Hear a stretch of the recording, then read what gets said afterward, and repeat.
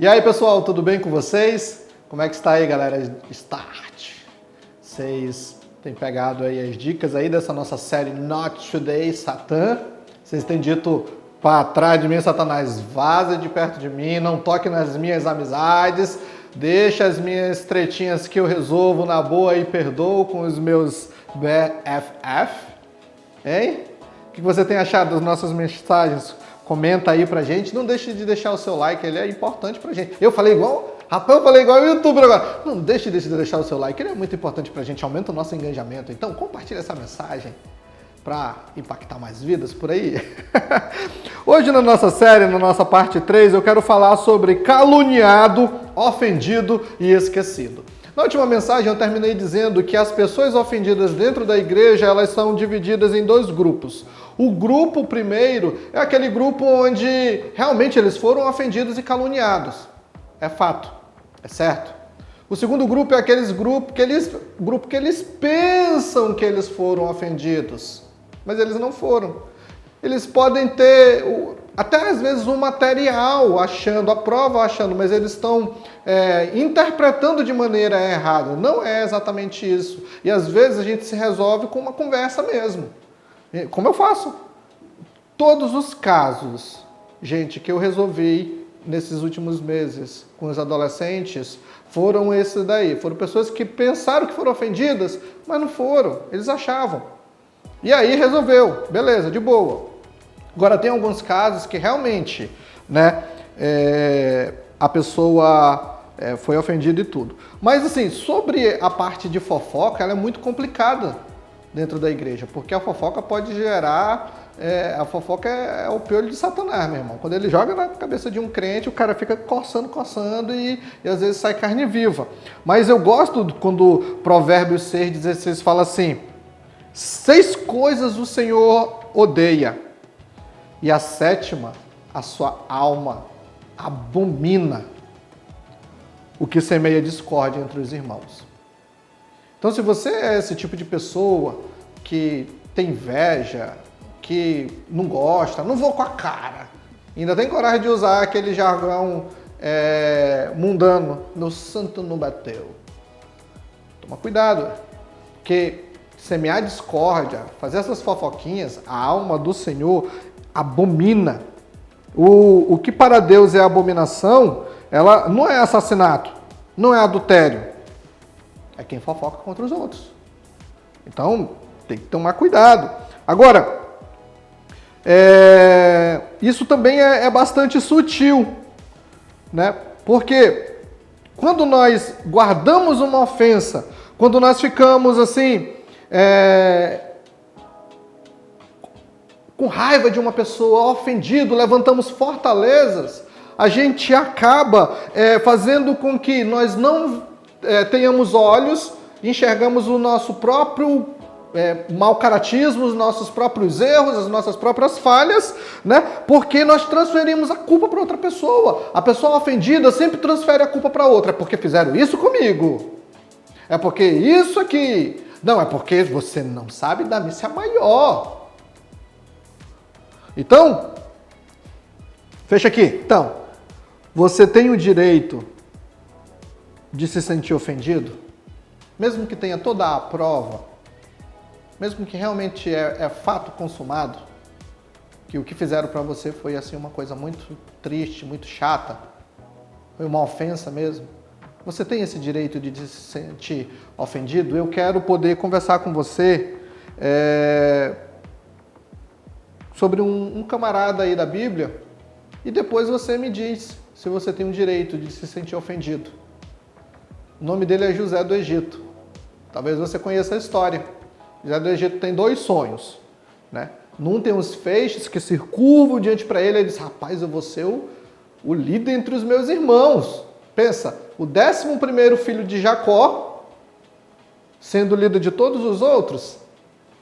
Aí depois ele tem um segundo sonho: agora não somente os meus irmãos vão se curvar a mim, mas meu pai também. Ele vê a lua, o sol e todos se curvando. Diz: meu pai também vai se curvar. Meu Deus, que legal! E os irmãos ficam ofendidos, passam a odiar. E o que eu falei? nas outras mensagens, uma ofensa não tratada gera traição. E é exatamente isso que os irmãos de José fazem. Eles vão para o campo trabalhar, o pai dele é rico, tem que trabalhar e dar uma olhada, e José do Egito é enviado para levar uma marmitex ali para os irmãos. Quando está chegando de longe, eles vão falar assim, rapaz, lá vem aquele que disse que vai ser líder, o sonhador, bora ver mesmo? Bora fazer assim? Bora matar ele, e aí a gente vai ver o que vai acontecer desses sonhos. E quando o José, já pensou o curumizinho chegando lá, adolescentezinho chegando lá, ele já é pegando o cascudo, murro, e aí jogado no meio da vala, ele, o que é isso? Tapa para 10, ele come sozinho. Jogado dentro do poço, da cisterna, ei, que brincadeira é essa? E não sei o quê. Mal sabia ele que os irmãos queriam matar ele. Judá, o quarto, vê a caravana dos ismaelitas vindo de longe e fala assim, quer saber, bora vender ele por 20 moedas de prata? E pega o irmão e vende. Gente, agora pensa. O cara que recebeu os sonhos de Deus, filho de Israel, filho de Isaac, filho de Abraão, ser vendido como escravos, herdeiro do seu pai, príncipe de Deus, da linhagem do próprio Deus. Porque quando você pega Marcos, capítulo 3, ele pegava a genealogia de Jesus de trás para frente, assim, de trás para frente, e vai chegando assim, 7 filho de Adão, Adão filho de Deus. Esse cara está sendo vendido como escravo. E daqui para frente, a esposa dele vai ser escrava. Os filhos vão ser escravos. Imagine como é que estaria o coração daquele curumim. Quando ele chega lá, ele é vendido para Potifar. E ele começa a fazer as coisas bem. Você não vê José reclamando. E Deus começa a abençoar Potifar. E aí o que acontece? No meio da bênção, Satanás está ali olhando e fala, rapaz, esse cara era para ser destruído. Mas no meio da bênção, vem a maldiçãozinha. A Patifa lá, a esposa de Potifar, tenta pegar José e ter relações com ele. Sabe de uma coisa? Se o diabo tivesse poder para nos matar, ele já teria feito isso há muito tempo. Mas ele não tem. Então, o que ele faz? Começa a colocar iscas, começa a armar armadilhas. O golpe está aí, cai quem quer. José não caiu. Se a Bíblia fala para fugir, outro sim foge da imoralidade, todos os pecados que você comete, fora do corpo os comete. 1 Coríntios capítulo 6. Então foge, José fugiu. A mulher puxa a roupa, ele sai nu, e aí aquilo do qual ele está fugindo, ele é acusado. Estupro! Ela grita e ele é preso, jogado nos calabouços do faraó. Pensa, correntes. Tem um salmo que fala sobre José, fala que colocaram corrente no pescoço e nas pernas. Tem que limpar ele. O pessoal fala, ele passou a ser o chefe dos presos. Legal, ele tem que fazer uma escala de juntar merda. Porque não tem privada. É no balde. Juntar as fezes, o mijo, tem que limpar. Prisão do faraó. O que é a comida? Os presos tinham que sofrer. O que é a comida? Pão e água suficiente para você não morrer, mas você tem que sofrer para saber que você fez uma coisa muito terrível para ir para aquela prisão maldita. Pô, Deus, eu poderia pensar assim, poxa Deus, eu só estou te obedecendo e só acontece coisa ruim na minha vida. Você já se parou pensando nisso? Você está servindo no ministério, você está trabalhando bem, você está fazendo todas as coisas. As pessoas começam a falar mal de você, as pessoas começam a inventar fofoca de você, as pessoas começam a te caluniar, Qual é o teu pensamento? Ficar ofendido? Você tem todo o direito se estão te ofendendo, né? Mas vale a pena? Se coloque no lugar do José. A gente sabe o final da história, é muito bonito. É lindo o final da história de José. Eu posso falar isso para você. Ele se torna o segundo na linha de comando do Egito todo. Mas, se coloque no lugar do José. Ele sabia disso? Ele conseguia ver o futuro? Ele tinha um sonho. Ele tinha um chamado. Ele tinha uma promessa. Deixa eu dizer uma coisa para você. Nenhum homem, nenhuma mulher, nenhum diabo pode apagar as promessas de Deus para sua vida. A não ser... Pega o dedo assim e faz assim, ó. Eu mesmo. Só eu posso destruir a vontade de Deus na minha vida, o chamado de Deus. Só eu posso fazer com que eu mesmo vá para o inferno. Hoje é salvo, lavado pelo sangue do Cordeiro, mas eu posso falar assim, eu quero ir para o inferno. Deus me livre. E o pior que tem doido aí que fala mesmo, eu vou me desviar. Vou para o inferno, vou para os quintos. Mas o diabo não pode. O problema é que a gente começa a reclamar. Muitas pessoas perdem a bênção de Deus porque ficam reclamando. Elas reclamam de tudo. É porque fulano foi colocado como isso. Porque Beltrano isso. Isso só não acontece comigo. E eu trabalho. E eu faço. E ainda me caluniam. E ainda falam mentira. E ainda inventam isso. Deus não gosta de pessoas que reclamam, gente. Quantos irmãos de José? José poderia pensar, poxa Deus, enquanto os meus irmãos estão lá desfrutando de todas as riquezas do meu pai, eu estou aqui limpando fezes dos outros presos. Imagina depois de um dia de trabalho, o cara comer pão suficiente para não morrer, água suficiente para não morrer, e ele pensar, cara, de tudo aquilo que ele comia na casa do pai dele, das coisas boas que ele podia, do manto dele, que o pai tinha dado como filho preferido, de muitas cores. Mas sabe de uma coisa? Teve uma capacidade que ninguém pôde tirar de José. Essa capacidade é ele manter o firme. A capacidade de não ficar ofendido. Ele não ficou ofendido. Você não vê ele reclamando. O povo de Deus caiu no deserto por quê? Ficou ofendido. Nossa, Deus nos tirou de lá, do Egito, onde a gente tinha lá as carnes, os alhos, as cebolas, que estouravam sumo na nossa boca, para passar sede e fome aqui, reclamando. Quando você reclama para Deus, você está dizendo assim, exatamente isso. Deus, por favor, né? Se eu estivesse no seu lugar, eu não faria isso. Você é um incompetente. No seu lugar, eu faria melhor. É isso que uma pessoa que reclama está dizendo para Deus. Você já viu alguém reclamar, dizendo assim, eu sou pior que você? Não, quem reclama está se colocando como se fosse melhor que o outro.